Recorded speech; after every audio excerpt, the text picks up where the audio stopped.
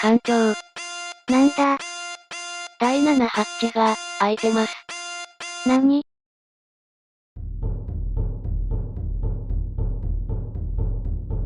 アンモサ製作所です。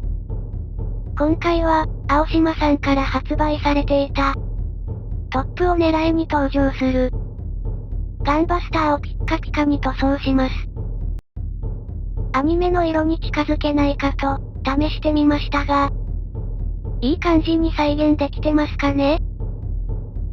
似てなくても、これがアンモサの限界です。はい、ガンバスターです。1000分の1のサイズなのに、この大きさ。箱の側面には完成時の写真が載ってます。このオプションはバスターコレダーと、稲妻キック用足裏です。反対側は説明書きのみです。では、内容物を確認していきます。たくさんのパッケージが入ってるようです。各ランナーのサイズはあまり大きくないですね。やっぱりパッケージが多いです。やっと底が見えてきた。これはポリキャップですね。最後に組み立て説明書です。結構、ボリュームがあるページ数。ランナー全部を重ねると、こんな感じ。多いなぁ。では、作っていきましょう。では、パッケージからランナーを取り出していきます。このガンバスターは、昔から作りたいと思ってました。ただ、制作できる状況でなかったので、見てるだけでした。そして月日は経って、今年から始めると決めてから、在庫探して購入したものです。なかなか再販されるものではないようで、結構探すのに苦労しました。そこからいつ作ろうか、悩んでいたんですが、プラモ制作から半年記念ということで制作することにしました。今回は視聴者さんのニーズに合ってないかもしれませんが、ご了承ください。話は制作に戻って、ランナーの取り出しが終了。もう、机の上に乗り切らない、というかカメラに収まらない。なんとか重ねてこんな感じです。とりあえず大きなパーツが、たくさんって感じですね。では、次の工程に進みます。切り出しと、組み立て工程です。最近はいつも、先にパーツを切り出しているんですが、このキットは余剰パーツが多いことと、事前のネット調査で、5機など色々あるとのことでしたので、パーツを切り出しながらの組み立てにしました。この工程も長くなるので、この辺で割愛します。大まかな組み立てが終わったので、最後の素組みをしていきます。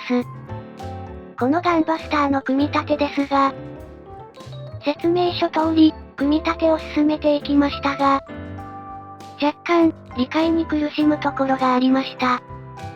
事前にネットで調べていたので、なんとか破損させずに、組み立てることができました。あと、可動部はポリキャップですが、無理やり押し込むと、壊れる部分もあるので気をつける必要があります。とはいえ、なんとか完成です。すごく大きくて、迫力満点です。変形しませんが、その分、全体のバランスがいいように思います。こう見ると、なかなか様になってますよね。股関節は折れないか心配ですが。では、次の工程に行きます。次の工程の前に、大きさ比較です。HG のガンダムと比べると、こんな感じ。MG より大きいのかな？次の工程は、合わせ目消しと表面処理です。まず、手のパーツですが、指1本ずつに合わせ目ができます。目立たないんですが、ここは消していきます。こっちも同様です。この肩のパーツの合わせ目は、簡単なので消しておきます。このバックパックは盛大に合わせ目があるので、必ず消さなくてはいけない。次にヘッドパーツですが、ここは目立つので消します。しかし、手とかこのヘッドパーツ周りのパーツ構成は、もう少し、合わせ目消しが簡単にできるようにして欲しかった。このパーツに関しては、塗り分けも必要になります。関節パーツ関係は、段落ちモールドになっているので、このままで組み立てる予定です。最後に、この大腿部ですが、内部関節を塗装してから、接着して消したいと思います。接着と表面処理中。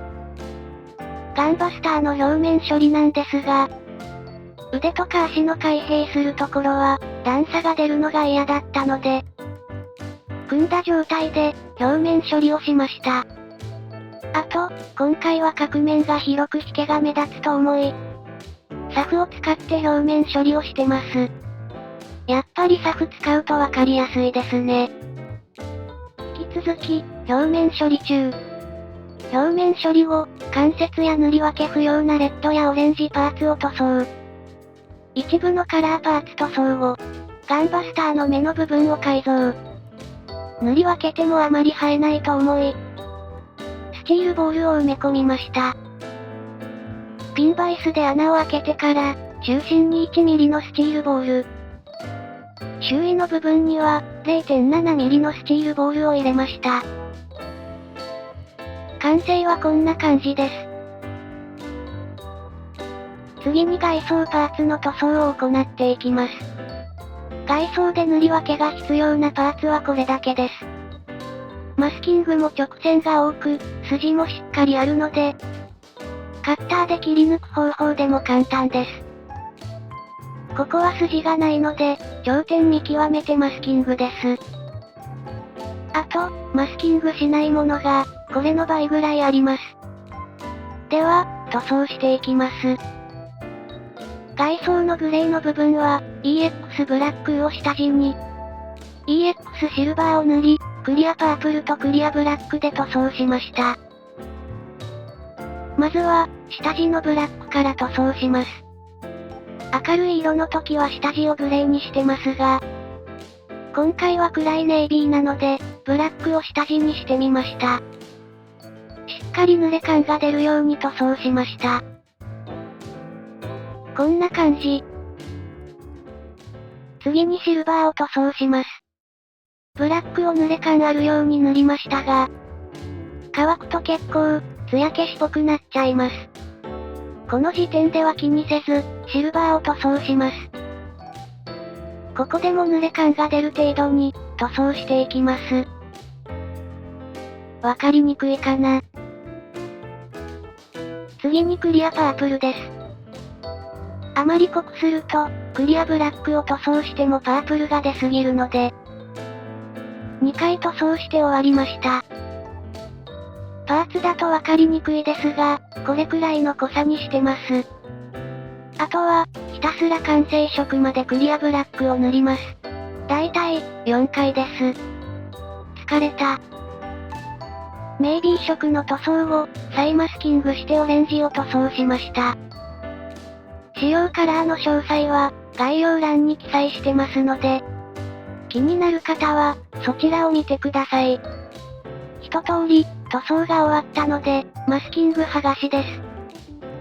いつものことなんですが、楽しい反面、不安いっぱいの工程です。マスキングミスがないことを願って。今回の塗り分けでは、ネイビー色を全体に塗装してから、オレンジ部を2り分けるのではなく、重ね塗りしないように、塗装する部分以外はマスキングして塗装しました。重ね塗りの方が簡単なんですけど、ネイビー色のところは、サフも入れると10回は塗装します。またその上から、塗るのは塗装が厚すぎて、エッジがなまる気がしたので、今回の方法にしました。ちょっと面倒ではあったけど、結果良かったと思います。特に、胸の塗り分けは筋もないので、この方法の方が段差が少なくなります。塗装ミスなくてよかった。うわーっと。クリアを全パーツに塗装中。はい、すべての塗装が終わりました。パーツが大きいから、結構ぎっしりって感じです。では、組み立てていきます。細かい部分の組み立て中。はい、大まかなパーツの組み立てが終わりました。もう、感無量。とりあえず、なんとか見れる形になってよかった。そのまま、組み立てて完成としたかったんですが、筋が太いことで、筋の色が混じっているので、墨入れしてごまかします。最後の組み立てです。残念なのが、大体部の合わせ目が消しきれてないんです。接着剤の乾燥が足りないのかな。接着期間が1日だと、こうなるんですかね。次は瞬間接着剤を主に使おうと思います。瞬間接着剤は引けないので、問題が絞れるかも。問題はあったけど、結果としては楽しく作れました。何より好きなロボットだからかもしれません。スケール感がすごいんですよね。単位間違えてませんかって思う戦いっぷりですから。合体シーンもなんか、ゾクゾクした気がします。この動画を見ている人で、見ていない人は、あまりいないと思いますが、見てなければぜひ見てみてください。いろいろ、話してたらもう完成です。いやー、ガンバスターですね。今回は、すべての下地をシルバーにして、クリアカラーで、色をつけてます。手間はかかりますが、ちゃんといい感じになるんだと思いました。やっぱり、プラモデルは奥が深いですね。最後まで、ご視聴ありがとうございました。こういったものも作りますが、また見に来てくださいね。それでは、さようなら。